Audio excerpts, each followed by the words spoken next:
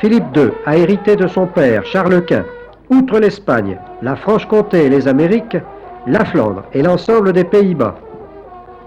À la différence de son père, homme joyeux et fastueux, c'est un souverain austère, travailleur, dont le seul plaisir est la chasse.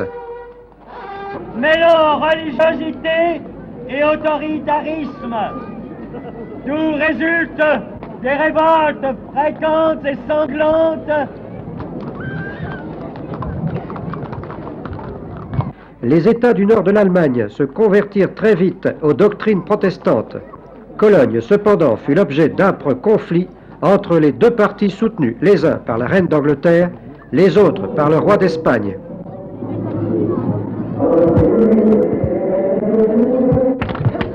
La réception de ce prélat par le curé, le bailli et les deux chevaux était l'occasion d'une présentation d'un compliment et d'offrandes par les enfants.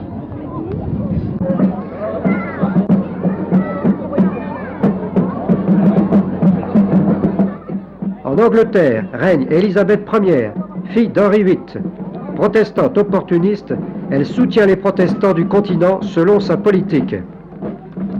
Son règne est une des périodes les plus brillantes de l'Angleterre, période de faste et d'humanisme.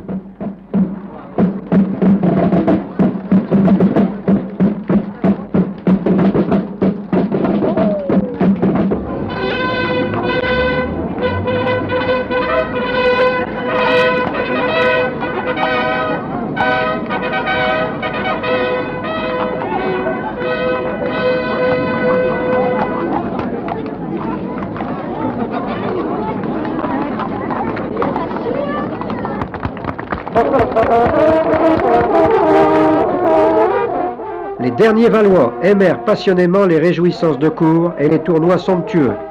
En 1559, Henri II mourut au cours d'un tournoi, ayant l'œil percé par une lance.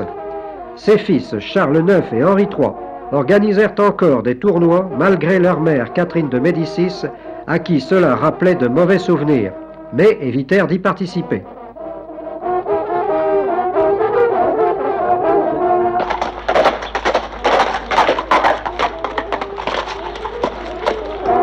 L'évêque de Tournai venait régulièrement visiter la paroisse. Par ailleurs, une grande procession avait lieu chaque année à la Saint-Vincent. Les nobles et les paysans flamands protestent de plus en plus contre les augmentations d'impôts, tant pour le roi que pour l'Église. Philippe II, au lieu de choisir la conciliation, décide de réprimer la révolte par le fer. Il envoie en Flandre son meilleur général, dont Alvarez de Tolède, duc d'Albe, précédé d'une réputation de férocité bien méritée.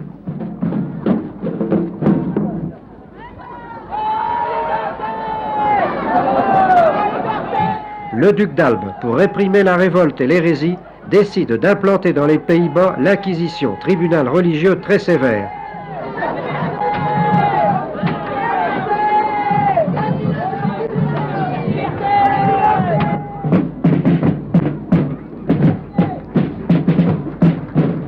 En 1579 et 1582, des paysans révoltés appelés Hurlus ou Gueux, des soldats anglais et allemands regroupés autour de Menin et de Moucron, tentèrent plusieurs fois de s'emparer de l'île, restés fidèles à l'Espagne.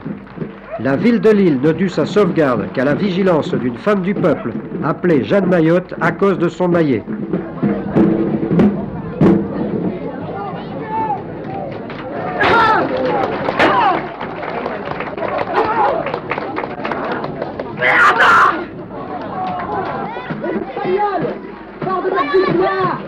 Pille la région, accable les pays en impôts.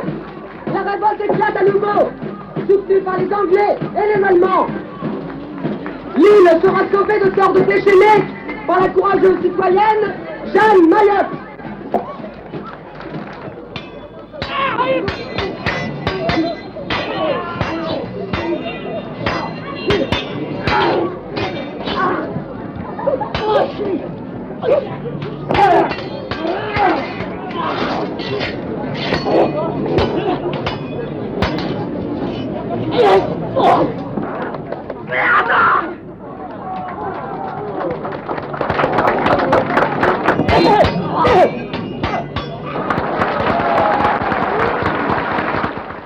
Pour amener la paix, Philippe II décide de donner les contrées disputées en dot à sa fille Isabelle, qui a épousé l'archiduc Albert. Ceux-ci ont fait leur joyeuse entrée à Lille en 1600.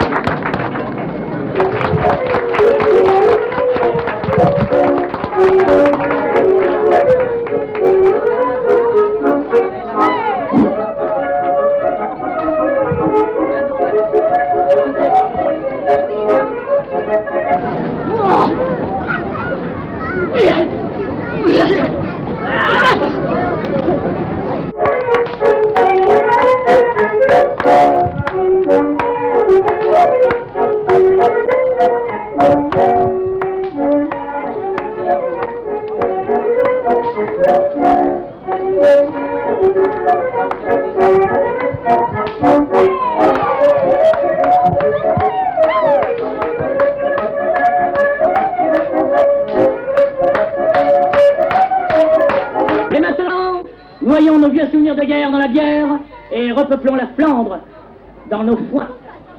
En paix dans la danse!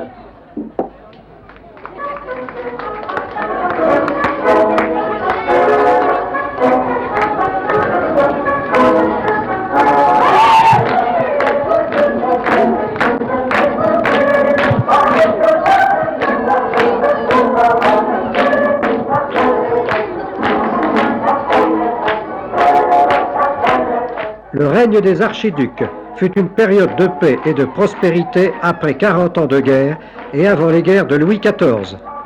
Les campagnes se repeuplent et les villes se reconstruisent.